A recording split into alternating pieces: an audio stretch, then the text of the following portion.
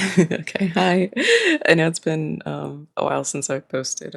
I've been kind of busy, just like doing the gym thing, trying to be consistent with that. And I started up work again after not working for a while because I think I've said it before, but as you might know or will find out, I took a study abroad trip to Japan, and that left me unemployed when I came back. And so finally, all of that is settled. I'm at my same job that I had before. And I've been working and just going to the gym and just trying to hang out with my family, stuff like that.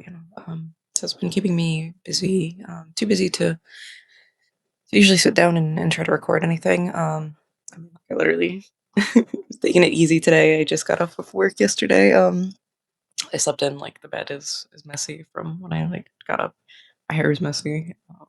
I need to retwist it, but we'll see about that. Probably tomorrow or something. I cut it too. I cut it myself. I had like these like longer edges for when I cut it in Japan. And I kind of botched myself. I'm not gonna lie. And I got tired of it, so I cut it myself. And it's not the best. It's not perfect, but it's fine. I look presentable, in my opinion. So I'm good with that. Um, so yeah, I wanted to actually talk about my trip to Japan. I just had breakfast, or I guess brunch at this time. No, breakfast. It's not 12 yet, but it's pushing 12. But yeah, I had breakfast and I was just sitting there, just really reminiscing about my trip to Japan. Mostly mostly because the company I went with, they're called CIEE. They kind of messed up.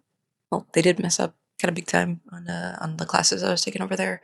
So now my financial aid won't cover the trip, and kind of in a bind, in a situation where I owe them like $11,000, and I got to see about how to get them that money. So yeah, and I did everything I was supposed to do. I signed up for my classes. I made sure I had enough classes on the roster.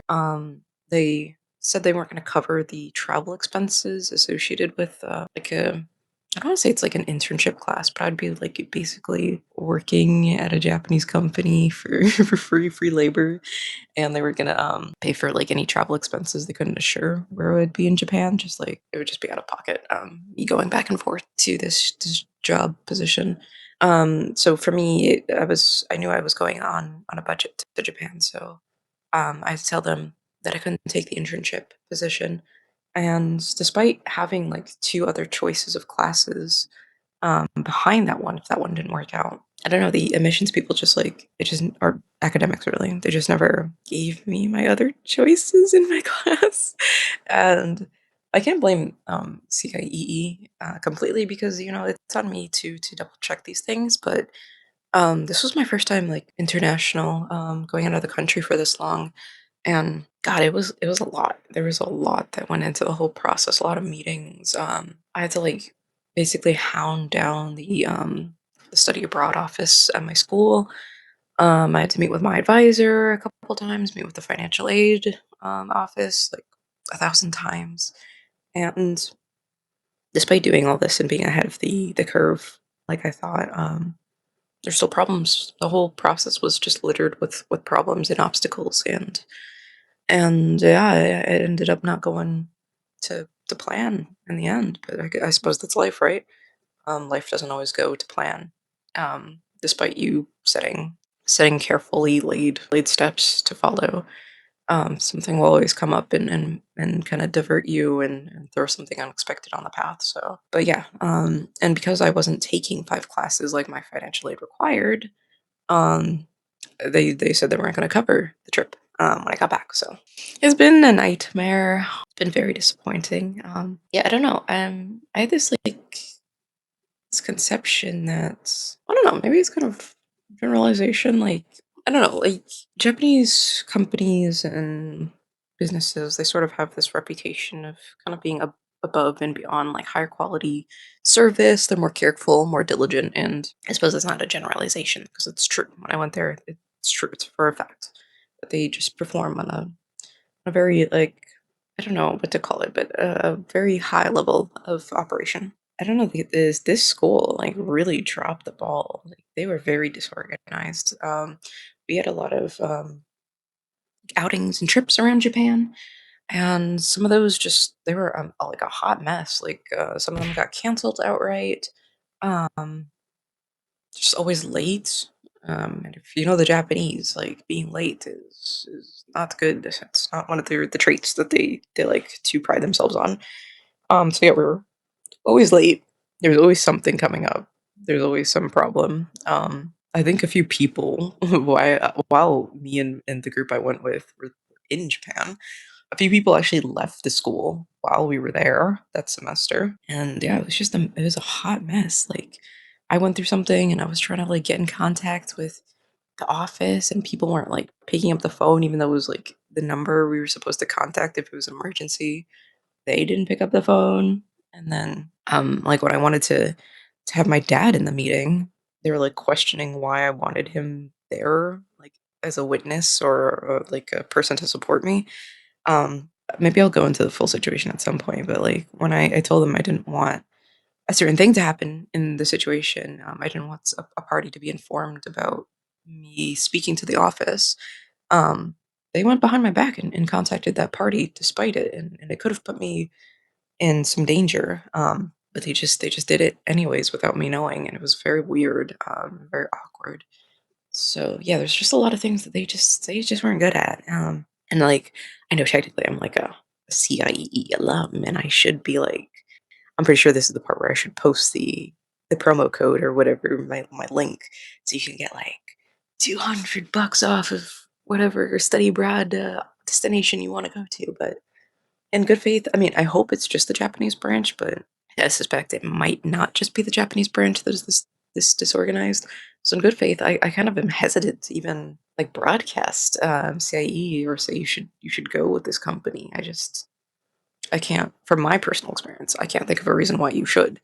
I think your money would be better spent with a different study abroad company that is more thorough and knows what they're doing. Yeah, I don't know, because that was not it. It was really disappointing for my first time abroad for 3 months. Um, I mean, like, yeah, the academics were like a joke. It was really easy. I mean, for some people, I guess it was hard. The people I went with, some people were complaining about the academics, but I found that it was pretty easy. And like I was like a good 5, 6 years above these people, like in terms of age. So you would think that they would be used to, I don't know, like in academics, like they were in like juniors, seniors, so like younger than me, so should be used to school and at a higher level than me in school because technically a sophomore right now. Um, so you'd think they'd be okay doing schoolwork, but it was hard for them for some reason. It's just like I found it to be a joke. I was like, "What am I paying money for?" There's like maybe two good classes with like two decent professors that actually felt like they knew what they were doing and actually taught interesting curriculum.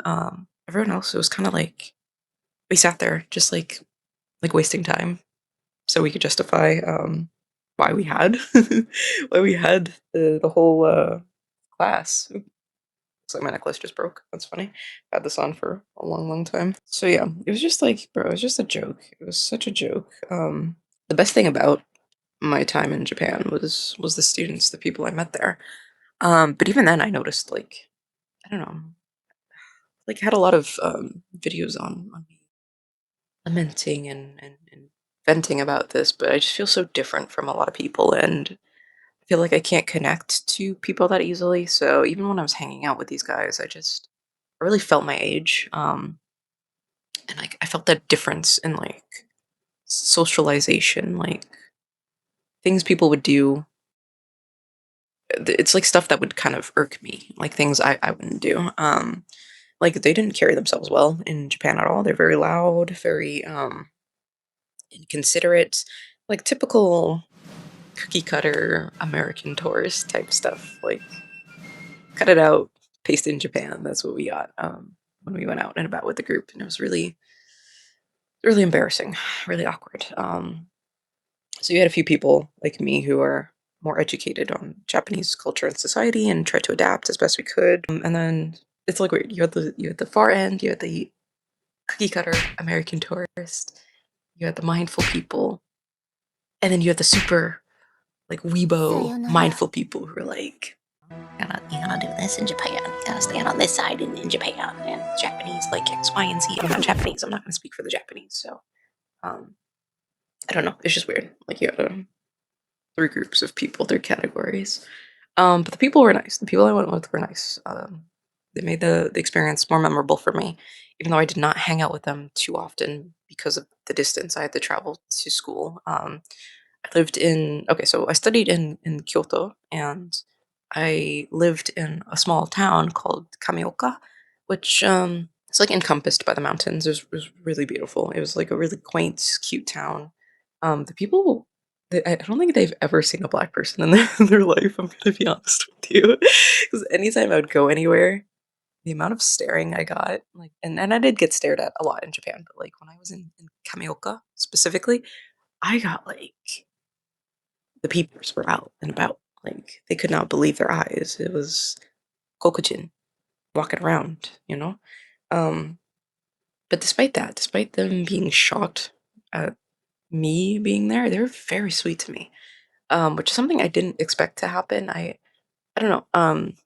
Trying to think of how to word this, and it's kind of weird with given the boycotts going on right now and all the divisions between black people and Asian people. But growing up, I it's kind of like ingrained in you or kind of told to you that Asian people just don't like black people. And it's like you can kind of see this reinforced now with the boycotts. There's like a strong division between us, all due to racism and colorism and eugenics and just everything. Like we've been pitted against each other, and this has just been perpetuated for years. And there's misunderstandings, ignorance, everything. It plays into that. So when I went to Japan, I was very nervous because I didn't know how the Japanese would treat me as a black person and not like a skinny black person at that. I'm, you know, larger. Um, and, I'm black. So I was kind of nervous that they wouldn't like me or they would be kind of rude and nasty to me. But that didn't actually happen. They were very sweet, very welcoming, very kind. Even the people who might not have wanted to help me.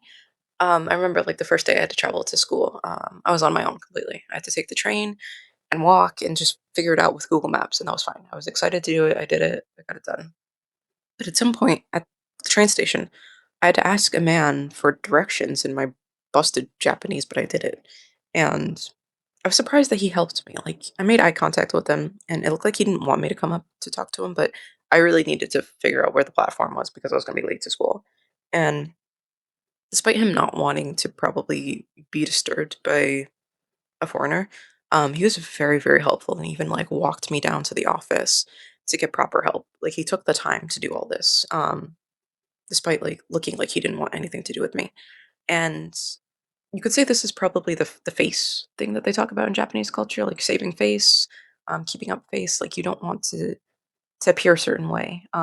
And like yeah, maybe I did use that to my advantage. I don't know, but they were just very nice to me. And like there's one other time where I was going hiking actually alone, which I don't do this. I don't recommend this. Take a person with you. I went hiking alone, and that was pretty scary. I went to a waterfall, like a waterfall by like a Buddhist kind of. I don't want to say it's like a town, but there's like a few Buddhist houses, and then further up the mountain there was a waterfall. It was really beautiful. I'll post pictures because I do have them. And on the way to get into the bus stop, I encountered an older Japanese man who stopped me, and he like took off his glove to like shake my hand. He was like, I don't know, he's very, I don't know, it was weird. Like I've never had that experience before, and it was like with a lot of older Japanese people. They were very, very kind to me, very sweet to me, very willing to kind of like bridge the gap and try to talk to me and understand who I was. And it was really touching. It was really amazing. I felt so taken in. So I don't know. It was nice. It was really really nice. It was surprising and nice. And that's the best I can say for it. I mean, I probably could say more if I could formulate words better, but it was wonderful. And I think that they just kind of appreciated me trying to go the distance using my Japanese to communicate with them, even if I wasn't good at it. I'd always say like "Nihongo wa ii janai desu," so it's like my my Japanese is not good, and they'd always laugh. But I had to preface it because I tried to do my best, even though it wasn't good. And I don't know, I miss that. I miss the people, and I miss walking everywhere. Oddly enough, or maybe not oddly enough, but if you come from a place like America where you really need a car to survive, and then you go to a walkable country like Japan or Europe or any place in Europe, it's it's so freeing, and you really get the lay of the land by doing this, and you feel more connected to everything. I feel like I just had such a good time, just like walking everywhere, and I didn't have like this whirlwind adventure in Japan. I didn't like go to all the hot destinations. Again, I was on a budget when I went.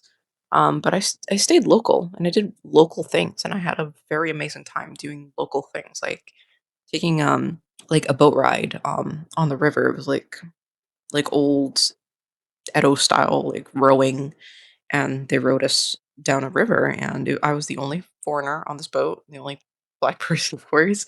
It was awesome. We had a good time despite me not like knowing the language or anything. And again, that hike I did was so beautiful and so amazing, despite it being actually pretty scary because there was like no guardrail and there's like a very steep drop off the side of the mountain. So I definitely could have gotten hurt or died, God forbid. But like the people I even met there on the trail, they're very nice to me. They'd always say like hi, and if I had a question about where I was going, they would stop and talk to me. But yeah, it was beautiful. It was nice. And again, these were all local things that I just found on Google Maps, and I just did it.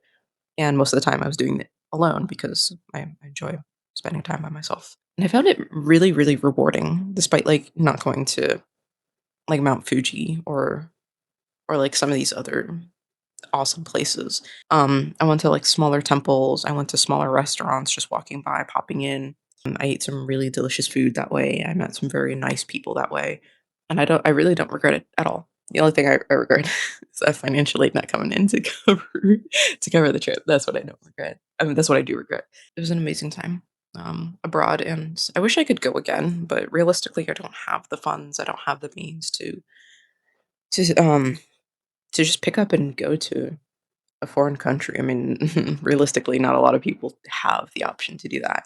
I definitely don't. But I definitely I miss Japan. I really miss Japan. Um Maybe it's the same feeling I would get if I spent that time abroad anywhere else. I mean, I definitely have my eye on like Scotland. I really want to go to Scotland. Um but like yeah, I really miss it. I really really do miss it. Like and I miss the people I would encounter day after day that kind of like just took me in, even without saying anything. Like the bus driver, I always had the same bus driver, um, and he was just so sweet to me. And I even wrote him a letter before I left. I was like, "Yo, thank you. You made my time here easier in Japan because like you would just make sure that I got to my stop." Um, and yeah, like even though we didn't really communicate in Japanese, like he just looked out for me more than I thought anybody would. I just yeah, it was amazing. And if you do ever have the opportunity, I would say like if you're in school right now, you're in college and you don't think that study abroad is an option for you, I would say definitely look into it. Like do your research because your financial aid might cover it. Do more research than I did. Make sure that the office over there, if it's not from your university or through your university, make sure that they give you your classes and you check off everything that you're supposed to do and just do it. Like, do it. You have one life to live. There's no point in regretting things if you have the power to do what you want to do, and take these leaps of faith and go out on a limb and do X, Y, and Z. I say do it within reason. Like, don't be crazy. Don't do anything like wild and disrespectful. But like do things to better yourself, to expand your knowledge, your comfort circle. And it's like weird because I went to Japan, and before I went to Japan, I did all this research on. I don't know. I wanted to pay for this trip like on my own. I didn't want help from my family or anything. And like I don't know, everyone who did a study abroad trip was like, "Oh, this is life changing. You're gonna come here, and you're gonna leave a different person." And while I was in Japan, I didn't feel that way. I didn't feel like I changed at all, and that's okay. Like that's okay. You shouldn't. I don't want people to go abroad and then not have these like these mind changing or like I don't know how to say it, these like astronomical significant experiences where like they're gonna go there and in the time that they're there, they're gonna become a different person than they were when they got there. Like that doesn't always happen. It's like realistically that doesn't always happen. And you shouldn't feel bad about that because I spent a lot of time feeling really bad about that. Like worrying that I was doing my trip abroad wrong. Like there's no wrong way to do it. There really isn't. So I don't want people to feel like weird if they come back and they don't feel different. Like if you went there and you had a great time and like you got immersed in the culture, you learned a little bit about the culture, or it just made you a little bit more mindful when you came home. Perfect, good. If you just had a good time, you took good pictures, perfect too. There's nothing wrong with that. You don't have to come back an entirely different person. Like I know my family went on and on about that a while too. Like, oh, we expected you to be completely different when you came back from Japan. And I'm like, no, I was gone 3 months. I didn't change into a different me. That's not what happened. So yeah, don't feel weird if you don't feel like like you're not a new you. It's fine. It's okay. Don't feel guilty. Definitely do your research. Go abroad if you can. I would say definitely go abroad for an extended period of time. Is even better than like a quick vacation for like a week or so. You really like get immersed in everything, and you have the time to like I said, get the lay of the land and to figure things out for yourself, and it's really rewarding. Do I recommend my company that I went with, the CIEE? No, I don't. Um, Now, on if the off chance that you are stubborn and you do want to go abroad and you do want $200 off, I can provide the code if you want. Um, and full disclosure, I do get $200 off as well if you do sign up with my link. I'm not going to hide that from you. That's the thing that they use for me to try to broadcast the link. But again, I would say do your research. With CIEE. I personally do not recommend it, which is why I'm not posting the link unless you like super diehard want it. Because I did not find that the organization was very good. Even when I came home and I was trying to figure out this whole thing with how to pay them back with the financial aid not coming through, they were not helpful at all. So that's why I'm like, I don't think maybe it's not just a Japan thing, maybe it's a CIEE thing, and they're just a hot mess in general. I mean, it's good people there. There are good people there. They're just not the most organized. So as I do your research, for sure. If on the off chance again you do want the link, just hit me up. I'll give it to you. But this would not be the first place I would say you should book with or go through. There are definitely a lot of better options, probably better price too. So definitely do your research. And if you're older and you're not in school and you want to go abroad, do it. Do it, do it, do it. Do it if it's feasible for you, if you can afford it. But yeah, thank you for listening to me ramble. I'm gonna try to chop this up and edit it in a way that's digestible. Sorry again if you could hear hear me gulping. My voice gets so dry. My nose gets like get my voice gets all nasally. I don't know why. I guess that's just the effect of talking so much. And I'm definitely not used to it. This is the most I talk in like a week. Honestly, I'm not gonna lie to you. Yeah, thank you again. I know this is a pretty long video.